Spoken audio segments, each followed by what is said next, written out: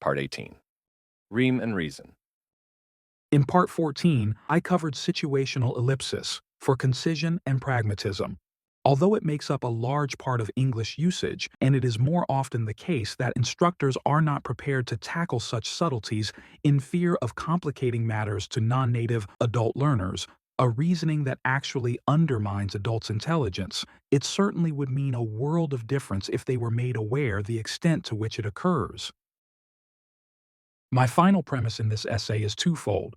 Firstly, the inclusion or insertion, or then the exclusion or elision of a so-called relative pronoun when it serves to avoid repeating the object affects what determines the rheme of the clause, whole sentence or idea being communicated. A similar phenomenon occurs, and was addressed in Part 6, when one replaces a subject pronoun and instead affixes ing to a verb, thereby shifting the emphasis on that word. In that case, the speaker of course presumes that the receiver understands who the given subject is that the speaker is referring to.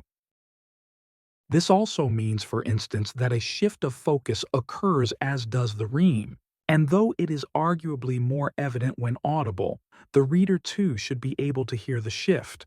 In other words, when one leaves in the relative pronoun, the focus will be on what immediately precedes it, while when one omits the pronoun, the rheme falls right after the zero pronoun.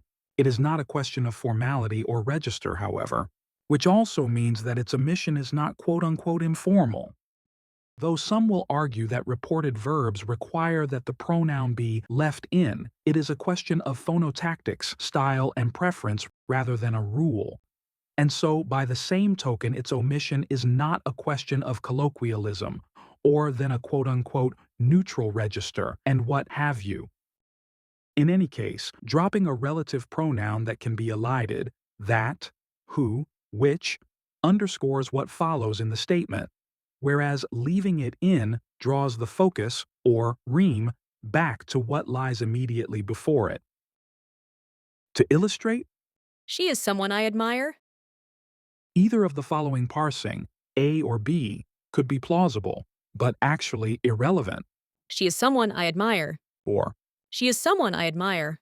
where someone may be replaced by who, but in different circumstances.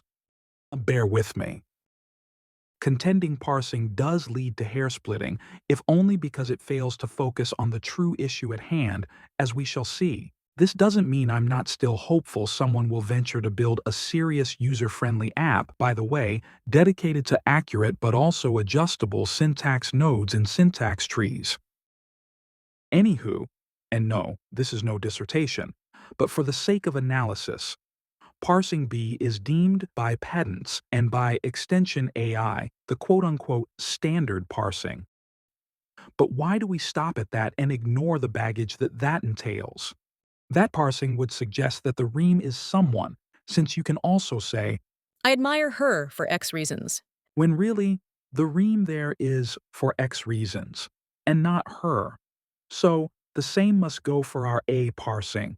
We can agree at least that the former she is clause is neither a standalone nor the rheme of the sentence, but that is because the quote-unquote English rheme will find itself at the penultimate position of any given sentence. She is someone who I admire. Leaving in the so-called relative pronoun here does in effect not actually involve replacing someone, the actual rheme, since if you said she is who I admire, this wording sounds unwieldy. This is because the rheme, otherwise who, referring back to the subject she, is now likely to fall on the copula is. She is who I admire, and you only need read it aloud to hear that unless we intonate she or italicize it in writing. She is who I admire. In other words, she and no one else. In contrast to spoken English, in written English, there is little, apart from punctuation, to indicate intonation, other than to italicize a word we wish the reader to stress. But I'll come back to that. So, the parsing analysis of parsing A above is more plausible if we consider the sentence to contain two ideas. She is someone, plus I admire her as a zero pronoun to eliminate redundancy. an obviously much simpler construction than She stands, exists, etc., as being a person worthy, considerate, etc., of my admiration. the argument for enforcing a dative whom, by the way, is moot, since the English native quote-unquote mind breaks rules by default, and besides, there were no rules to begin with, not before prescriptive grammarians, that is, came along and imposed them. Whom is only effective, not to say legitimate, in more complex structures where preposition stranding would be unwieldy. Even then, it'd be in a prepositional clause, with whom, or to whom, or for whom, or by whom, etc. Besides, whom on its own sounds pretentious or posh, la-di-da English, so avoid it. And by no means should any teacher insist on its being used in such examples. Anyways, what I'm getting at is this. Inserting a relative pronoun shifts the rheme to that which comes immediately before it. In this case, someone. As I say, if you haven't read it aloud, at least in your mind's eye, you'll likely miss my point. By the same token, applying extension, the opposite of simplification or reduction, is just as effective. What I admire about her is that she is someone who. This, that, and the other. The shifting of the rheme is then not so much the parsing or syntax, nor is it a so-called pseudo-clefting, but the semantics of the words themselves, which or that we choose not to leave out. Moreover, the object pronoun her in this case is elided, since specifying would be neither quote-unquote fitting nor relevant. We can compare this to the elision of t and in some structures. Come see who is at the door. I decided to go see the film you recommended. This is perfectly legitimate English insofar as to, reason, and addition should be insignificant between the two adjacent verbs. And after all, what is will you but a simplification and alteration of if you will it? Refer back to parts 3 and 13 if in doubt. But don't get me wrong. My intention is not to obfuscate. On the contrary, it's a simple concept. As I explained, eliding a relative pronoun that could otherwise stay allows for the rheme to move forward in that sentence. By contrast, leaving it in shifts the focus to what comes before it. Compare these two variants. Jack kindly went and picked up the meal that we'd ordered. Jack kindly went and picked up the meal we ordered. And here, how many teachers are tempted to take me up on my eliding and? Avoid leaving me a comment if you think it quote-unquote wrong. Let us return to the statement, she is someone who I admire. Leaving out the object, someone, means a change of intention. She is who I admire. This wording, even in context, is unwieldy, if not uncommon. Why? Because now, according at least to the logic of parsing B, the rheme is likely to fall on the copula is, unless, of course, we intonated she in speaking. She is who I admire. She and no one else. In this particular context anyway. The likelihood of the speaker reformulating is high, therefore to she is the one I admire. And I reiterate, in written English, there is little to indicate intonation other than to use italics for a word we wish the reader stress. By the by, the art of writing, in English at least, involves formulating an idea such that what finds itself in the penultimate position bears more weight, since the writer cannot assume that readers will have stressed the segment until the reader in question comes to that which falls in penultimate position. By falls, I'm referring to the reader's eye, of course. In other words, the rheme or reason for any given sentence is literally practically always found at the penultimate position, more especially perhaps when it comes to written discourse. Again, since the writer cannot assume the reader knows where the intended intonation should be placed within a sentence or question. This is even more the case today, since our readers can happen to be in any or all corners of the globe, So intrinsically ingrained in the English mind is this holistic phenomenon that native speakers are unconscious of their chosen syntax.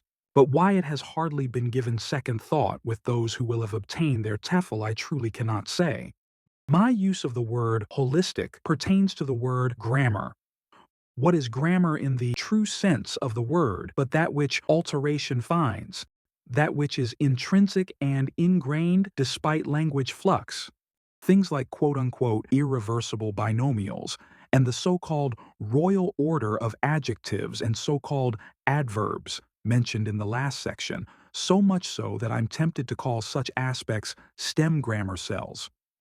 Penultimacy is a term I coined round about 2009 to describe that phenomenon typical of English. More on that particular premise coming up, as well as in a 5-part essay to follow in my next audiovisual series. Last but not least, another factor that matters and that generally is given too little attention by teachers in terms of shift of Rheme and reason can be illustrated with this pair of questions. Don't you remember me showing you his photo? Don't you remember my showing his photo to you?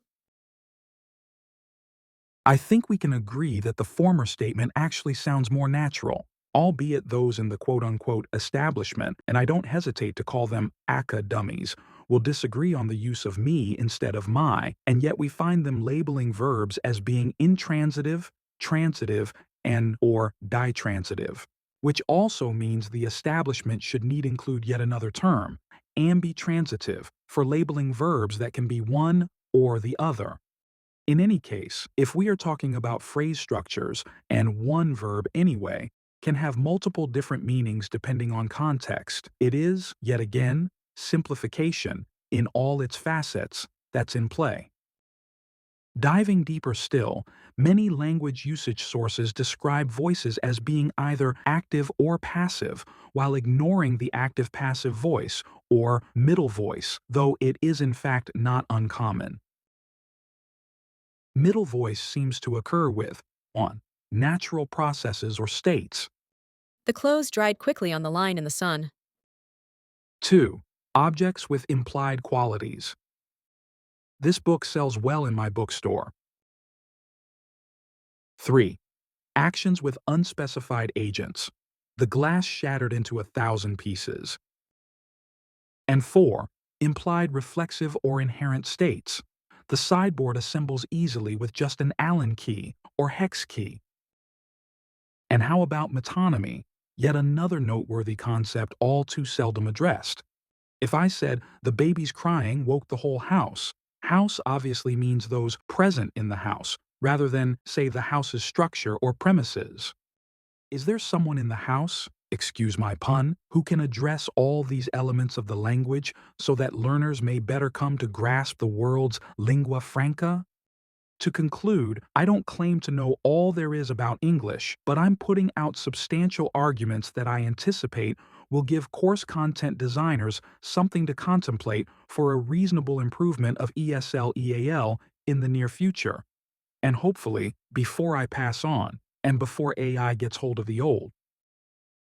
I invite you to leave a comment or question in the comment field below if you would like to take me up on this or question any points I address in my essay. I invite teachers around the globe to telecollaborate our ideas such that together we may vastly improve how English is being taught. And, as always, thanks for listening.